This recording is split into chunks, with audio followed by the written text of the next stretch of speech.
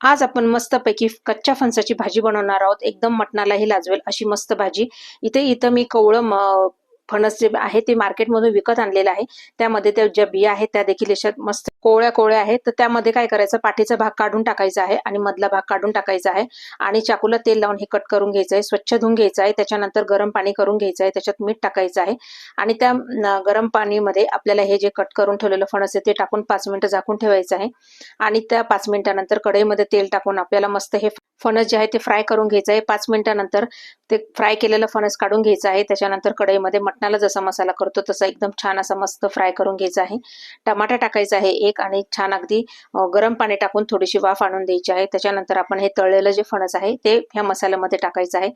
पहा एकदम मस्त आणि वरतून पुन्हा गरम पाणी टाकून घ्यायचं आहे. इथे मस्त आपली इथे फणसाची भाजी तयार झालेली आहे. तुम्ही पाहू शकता आणि वरतून कोथिंबीर घालून घ्यायची आहे. पहा तर एकदा नक्की ट्राय करा आणि मला कमेंट करा.